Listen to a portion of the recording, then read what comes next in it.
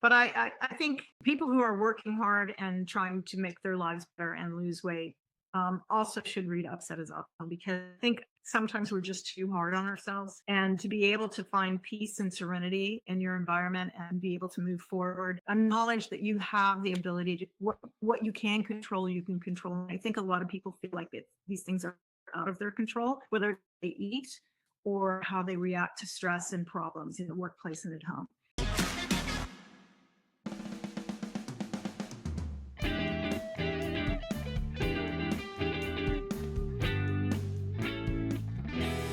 The CJ Knows Show.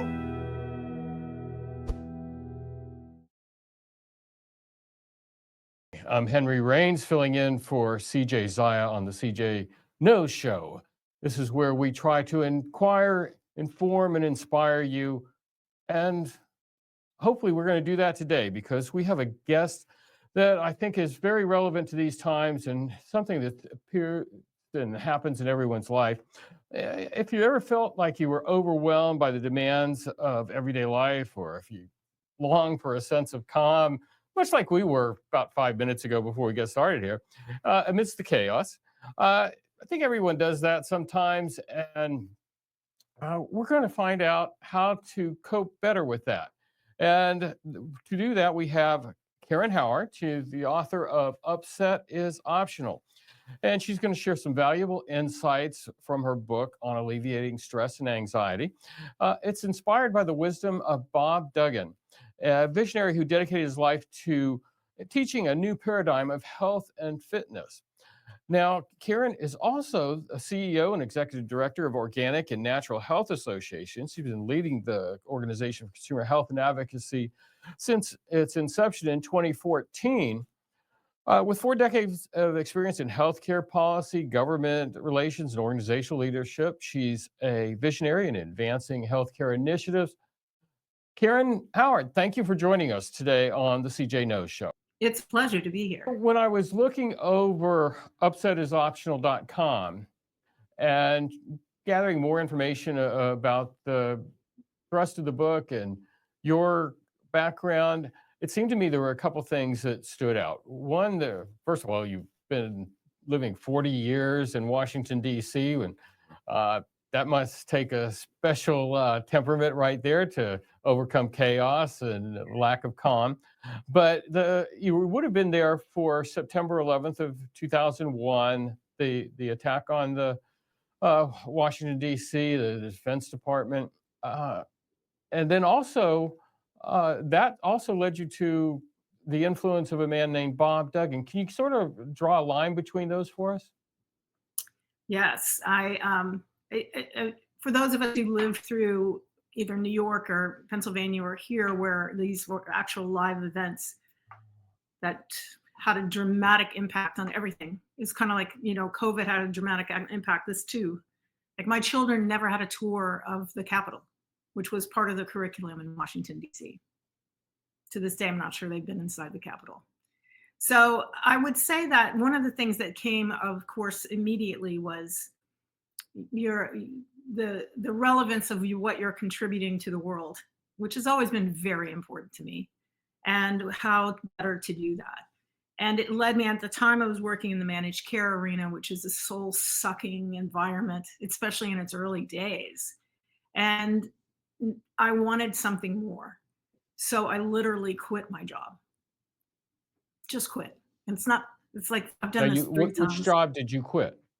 I was working in a consulting firm doing managed care contracts for government and private parties. So one of the things that I had done previously in my career was I'd gotten funding for mental illness research centers for veterans. It was very compelling and very heartfelt work, and I was working at the American Psychiatric Association.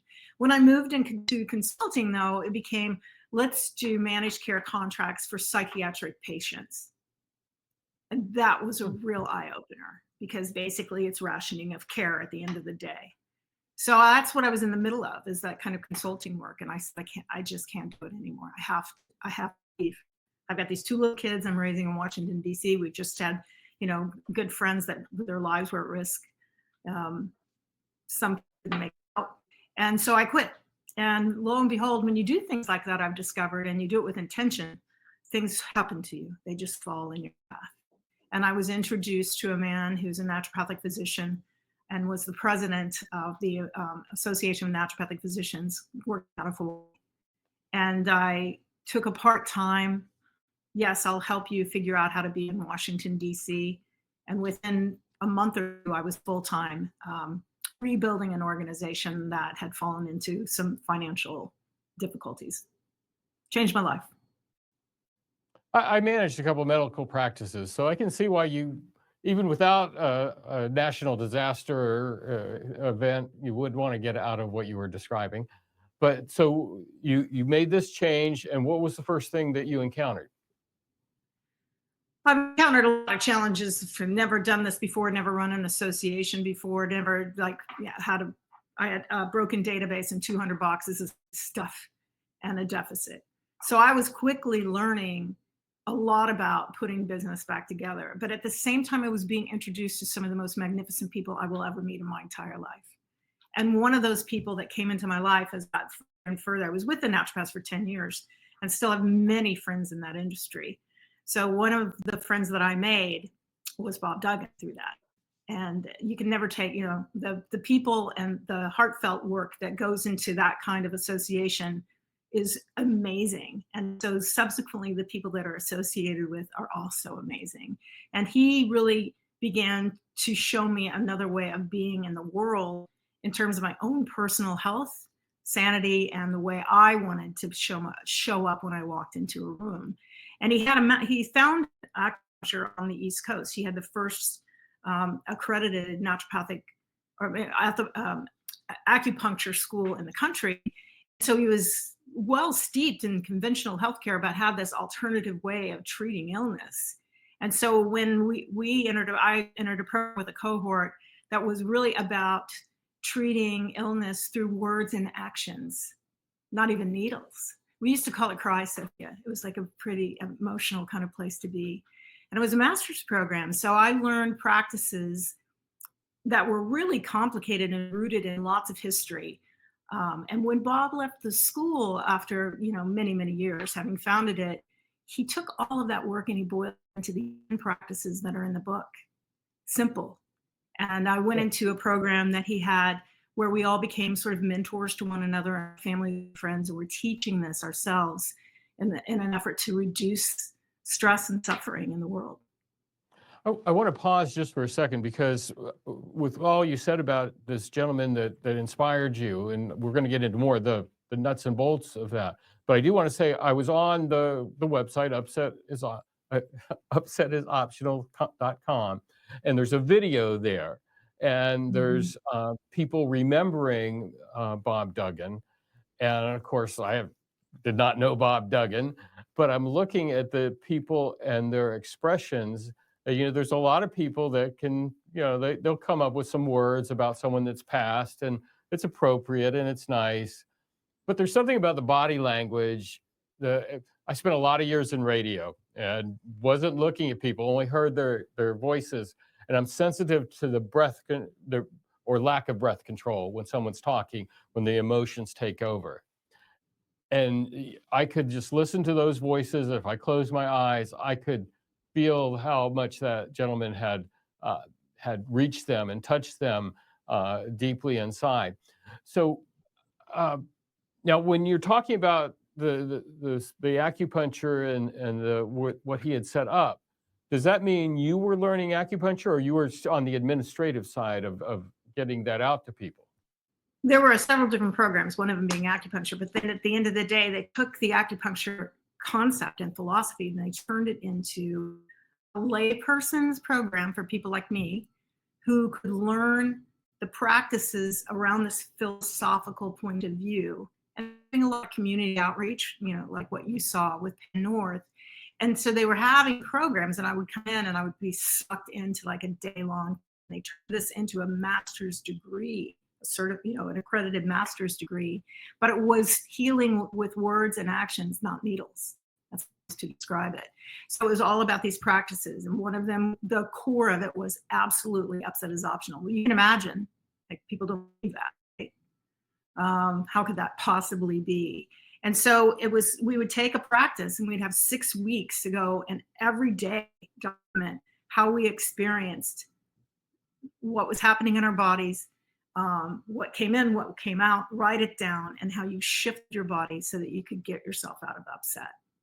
It's very complicated, a lot of fun, many good friendships, and rigorous. And so that's hard to teach people. But when Bob did manage to take it down, boil it into these 10 simple practices, there were many of us who'd been in the program who participated in this, and others who never really had a chance, been subjected to people like me.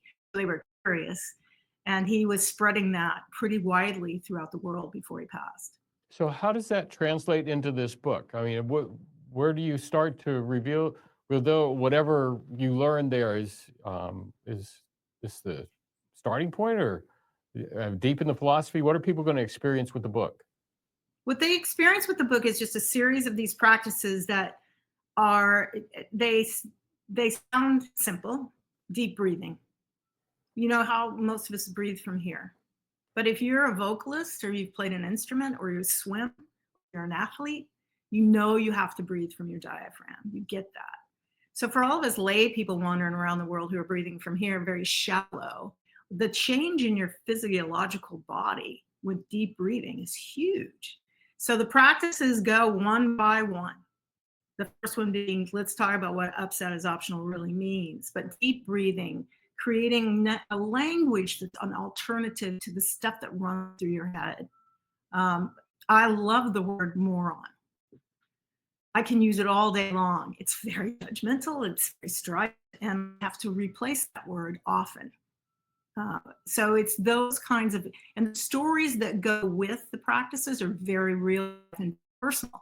They're actually examples of what I have gone through and use the practices to shift my thinking and how I feel in my body, and be able to go through the world with ease and make better progress in terms of my agendas and my intentions.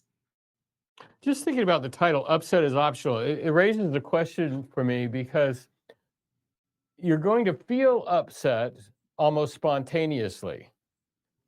And so the question is, did I miss my option?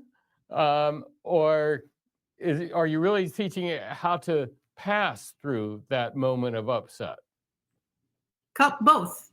So especially when that there's things going on, like you could use the election as a 9-month trial, right? So you know that the day is going to be challenging if you're watching TV, if you're wandering through politics, if you have friends that you're going to be in conversations with. So you can design your day and say, this is my intention for the day. And for the most part, I wake up every day. And before, say that again, please. You can design your day. I know. What did you call it? So I wake up and say, my day is going to be calm. Okay. And before my feet hit the floor, that is my intention for the day. Sometimes it slips and I do it while I'm walking my dog. And I'm like, okay, this is my intention for the day. How do I feel right now? That's how I want to stay all day long. It's practice. It takes a lot of work, and nobody's perfect at it. And if you fall out of practice and all of a sudden I'm not calm at some point during the day, I have to recognize that and bring myself back. Stop, breathe, find it again. So it's what I recommend is walk yourself through the practices. You have to create reminders of what you're doing. So I, for years, had stickies all over the place.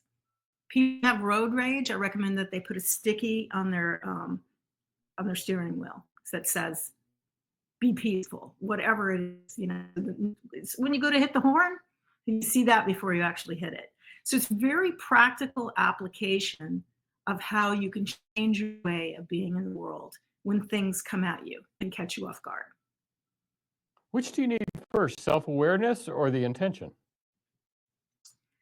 I think that the intention is probably the driver. My 2 words that I've added this year to my word wall are love and intention. I love to use the word love in a corporate conversation, mostly just to see the reaction, because people are uncomfortable with it. but I really love my work, and I mean it when I say that. So I'm not afraid to use it. And intention for me is it's sort of like my, January 1. Like every day, I want to make sure that I'm focused on my intention.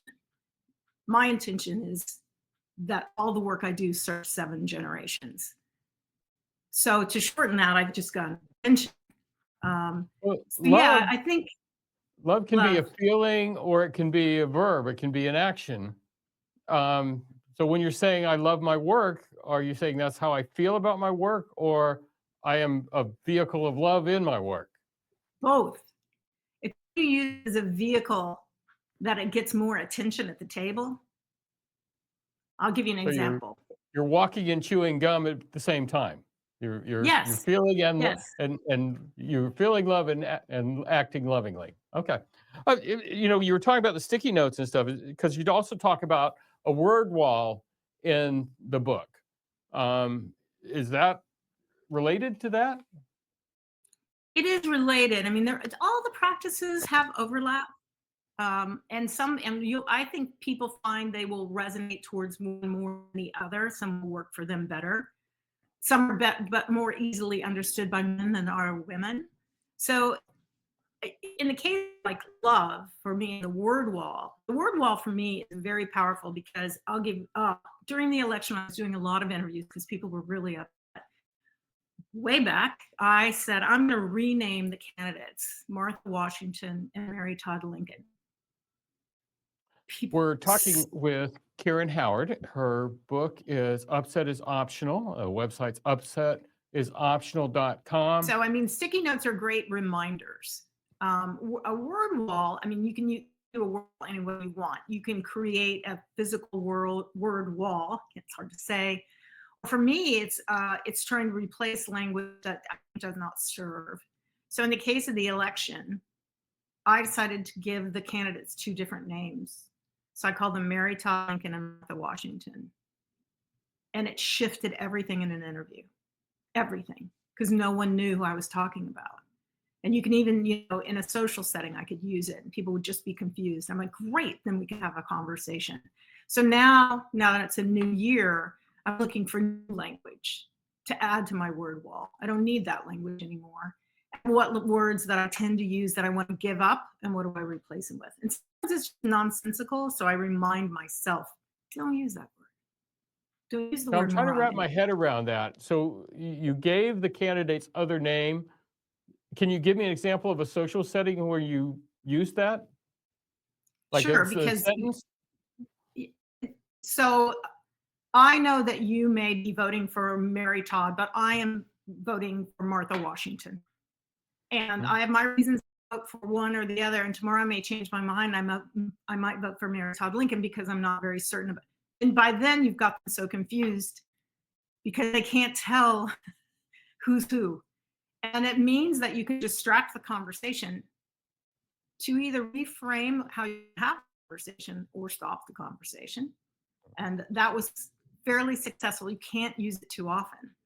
But in an internet setting, extremely interesting to watch because people walk into situations where they have assumptions, and your ability to use language to sort of make those assumptions dissolve is very powerful. But it was a new experience for me. I'd never done that before. Well, I was all in for Dolly Madison myself. There you go. Um, and, all right. So, uh, what about reframing your reactions? So we got through that last helpful part, but reframing my reactions, I've reacted. How can I reframe it? Reframing is one of the most skillful things for certainly in business. I just had an example of working with a speaker for my conference, and he became very fixated on a certain outcome, and therefore his inputs to that, what he wanted to say, were very specific and very hard. And I've learned that having expectations, my language, is the original form of suffering. Expectations will kill you every time. So I actually said to him, let's reframe this. Let's literally reframe this. Let's have a conversation about organic this way and realize that there are varying views and the data doesn't support X, Y, and Z, but it does support A, B, and C. So, what are the dynamics that we need to be able to take your assertion, your conclusion, and be able to get to that answer? In other words, don't start with the answer, reframe so you can ask people the information that you need to get to an answer. So reframing in a corporate environment is really critical, especially when you're in disagreement with your colleagues and you believe they aren't asking the right questions. So you can reframe the conversation and suggest things to consider. And that's really what reframing, the power of reframing is to open up possibility, not to shut people down and say you're wrong and I'm right. It's really about possibility. And we already visited setting each day with a positive intention, but just thinking back of that, do you ever have multiple intention days? Or you I try and try stay not to. singular? I try and stay singular. Yes, I do. I try it. For me, it enables my focus to be very direct and known. If I'm going to shift all out throughout the day, I could find myself caught off guard. And don't we all? Like something can happen during the day, you're caught off guard, and all of a sudden, boom, your anger is lit, or your upset is lit, or your is lit, and you go off kilter. So if I've changed my mood from peaceful to I'm going to be energetic today, that's not going to, those two are going to go, whoa, brain, what's one body supposed to do? So I try and keep it consistent. I keep mine almost consistent throughout because of all the other practices. This is the one I feel really adept in, and I can keep my body coming back to calm. But like I said, And everybody I has just their favorite practice. I want to remind the audience because sometimes, although the entire interview runs as a single program, a lot of it gets broken into short. So if they just popping in now to this segment, it's Karen Howard, and the book is Upset is Optional. Now, not only is it optional to be upset, you're also in the book giving a lot of suggestions, like we've just been talking about, on how to maintain your calmness, your stability, to navigate through the chaos and things like that. And one of the tips is serve the 7 generations. And I know, Mm. at least on my father's side, um, we go back to the western part of Virginia. It's Lexington, Virginia, and there is a cemetery there that I can go back and I see the graves all the way back to my great grandfather on my father's side, and then a distant relative that I met in the last couple of years took me down to another cemetery that's way out in the national forest. Actually, the cemetery is not much bigger than the room that I'm in, probably twice this room, and a great great grandfather's headstone was there that I saw. So that goes back 4 or 5. I can think about 3 to the future. I don't know if other people have that luxury or that blessing to know that. Um, so tell us what that means, and then also tell us in the context for people that seem so disconnected, just maybe even from their parents' generation. Maybe one of the parents hasn't even been present in their life. And certainly I grew up without my biological father, so I know of which you speak for sure. I had a father, obviously, but I did not grow up with my biological father and never had a relationship with him. And I think what drew me to this practice was a group of grandmothers from Native American tribes from around the world drumming on the National Mall many years ago. And you could just feel what you're talking about in terms of the ritual that carries forward and what they're doing for future generations to ensure that this is part of the ethos of their community.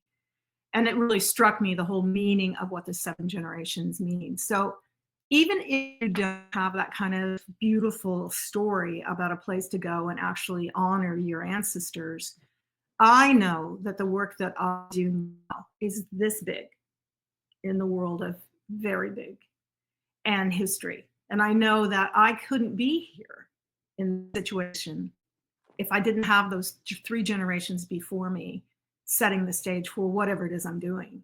And I know that what I do now will have implications for the three generations that I'll never know. So for me, when I'm in a situation and it happens where I don't feel like I'm serving those generations, I walk.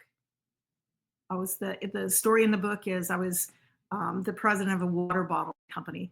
Great ideas, wonderful vibes, everything about it. And turns out it was just really about selling bottled water. And once I kind of realized that and understood that this was where my problems were arising in my role, I left. I left. So We when have, yeah, I'm sorry, finish your thought, no, I please. was just going to say organic and natural health sings to my soul.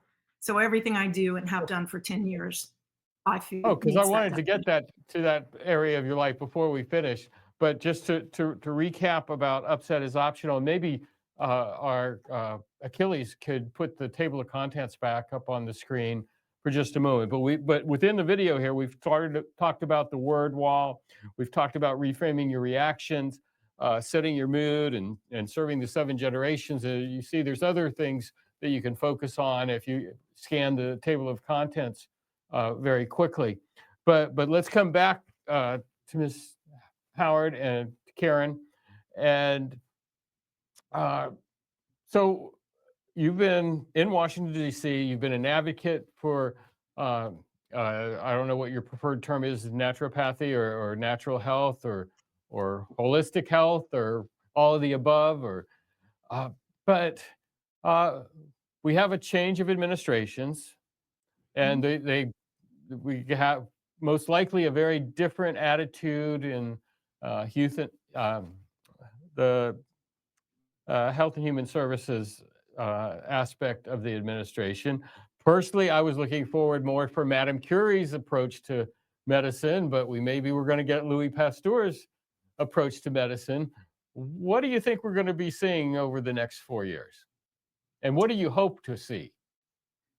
It's interesting to me because I do work in the world of more natural solutions, and dietary supplements is certainly where we focus. And naturopathic medicine is a big part of what I am.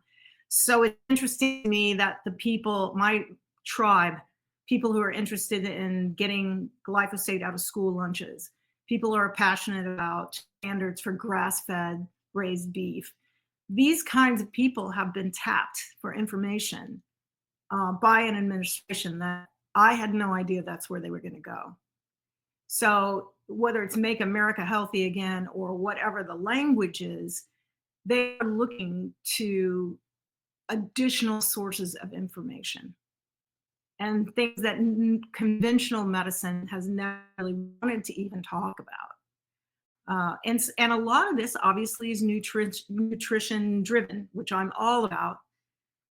There's still some confusion and chaos to work through because you can't fix the nutrition dynamic in HHS. You got to go over to the Department of Agriculture to get that done. They'll figure that out. This will take time. How much they'll get done, and I don't know, but it's a conversation that is also seeped now immediately to the state level.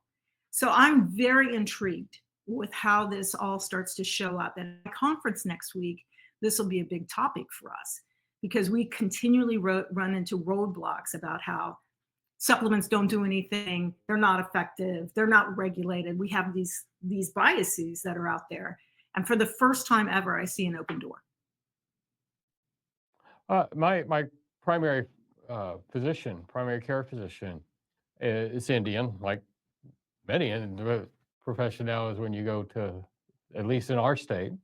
Um, and he and I were having a conversation in the office, and I guess he was probably referring to Vedic traditions. And that's not part, I don't want to, even though I'm not naming him, I don't want to say that's part of his practice. But one of the things he said, there's a lot of lost knowledge. He goes, there Mm. were solutions in the ancient times that we've lost now. Yeah. And I take it from your remarks, you probably would agree with a lot of that. But let me go just, we'll stretch this out just another couple of minutes more, because one of the things that I have personal experience with, and people close to me also, uh, is, the GLP-1 drugs, the anti-obesity drugs. Now, 2 years ago, uh, I said to the same doctor, and he'd actually been telling me about him for 3 years. But I was saying, I'm playing 15 to 20 hours of pickleball a week. I'm in the gym 5 or 6 days a week. I don't feel like I'm really eating a lot of bad food. I've over the decades, I've sort of know what is good for me, and trying to eat whole vegetables, and I do eat meat, but lean meat, and checking the boxes. And Mhm. I just can't lose weight. I've been leaner before, and I just nothing to do it. And for like 2 or 3 years, they were saying, "Well, there's this option." And the main thing that I didn't want to listen to, I was like, the cost was like just blew me away when he was telling me what they are. For people that don't know, Ozempic and Mounjaro, the semaglutide, the tirzepatide. If you have to pay the cash price, you're running up about $1,000 a month, and then you go to the compounding pharmacies. But anyway, finally 2 years ago, my health plan approved it for me. So it was like $56 a month copay, and I lost 60 pounds in a year. And I asked the doctor, and he said, "Well," I said, "What? Stop?" He goes, "No, do it. Just keep doing it." Now I know you'd probably wince at that, but we found is over the 2 years, my blood work continued, all the metrics continued to get better. And so my thoughts to you is, we should do all the proper nutrition. We should do all these things you say, but I look around, and the people I see at the store and stuff like that, those aren't like people I saw 40 years ago. It would be unusual, even at my old weight, which I only was there about a year, but about 60 pounds more than I am right now. I would look at myself 40 or 50 years ago. I would have said, "Look at that huge person." But I could go to Walmart at that way, and looking around at other people and say, "Wow, look at all those huge people compared to me. What's happened to us?" And If also, you go, if this is really available to the population at large, would it be better to have people on these drugs, if they were affordable, and given this possibility of the side effects don't turn out to be that, to save money in the overall health costs, to get people healthier? as my children would say, you doctor at home, but only at home. I would say though, if you went back and you looked at video from California beaches, 1960 to 1965, there's not a fat person on a beach. And if you look at what's happened with our food supply chain, and that's since that time, you're going to find the root of why this weight issue has happened. It isn't because our cellular structure has changed. It's because of the way our food is produced, what we eat, and how we're raising kids crap, so that they're developing fat cells younger and all of this kind of stuff. I can't even begin to predict because I'm not smart enough what will happen over the long run in terms of whether there will be any consequences. But I do know in the short run that as long as they can figure out a way to not change our food supply, you can go to other populations, they don't have this issue. And they're not mass producing their food.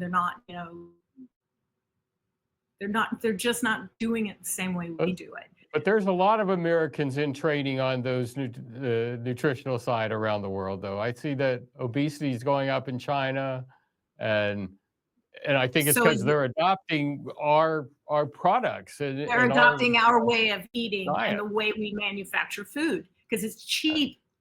It's super cheap. When you look at like what it costs to go eat fast food, I'm like, I haven't eaten fast food in decades.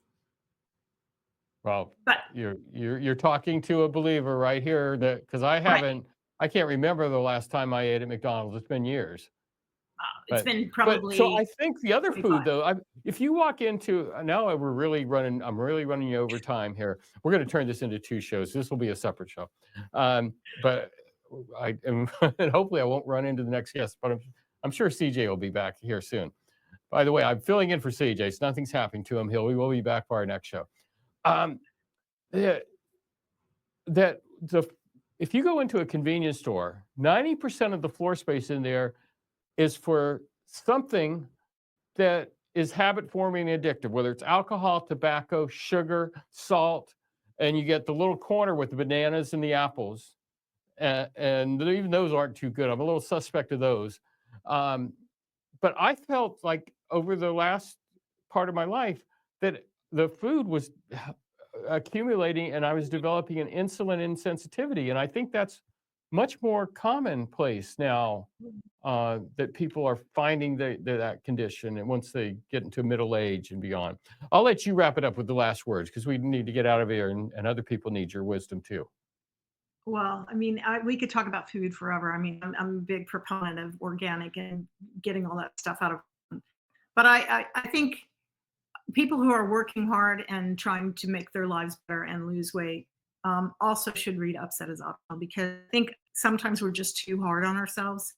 And to be able to find peace and serenity in your environment and be able to move forward with a knowledge that you have the ability to what you can control, you can control. I think a lot of people feel like these things are out of their control, whether they eat or how they react to stress and problems in the workplace and at home. So I would hope, one of the things I took away from the book was the ability to get out of a 25-year marriage with virtually no upset and no lawyers.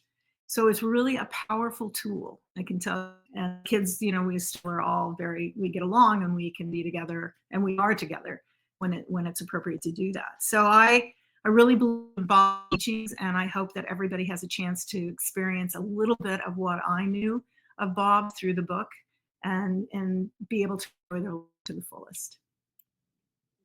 Well, Karen Howard, Upset is Optional is the book. Upsetisoptional.com is the website. We'll link to anything else that we have, any of your social media. We'll search it out and put it in the description below. Any other particular website that you wanted to go for on the natural health side to make sure we mention?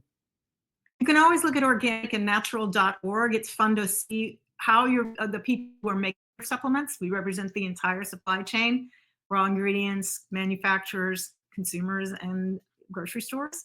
So it's a fun place to go. We do a lot of consumer education, and we're pretty good at our advocacy strategy. So you might want to check that out. All right. Well, I will tell all our viewers to do that. I also wanted to ask them to like and subscribe and share the video that they are watching, as well as check out our social media, or rather CJ Knows Show social media with CJ on Twitter, X, formerly Twitter, Blue Sky, and elsewhere. Karen Howard, again, thank you so much for making so much time for us. Thank you.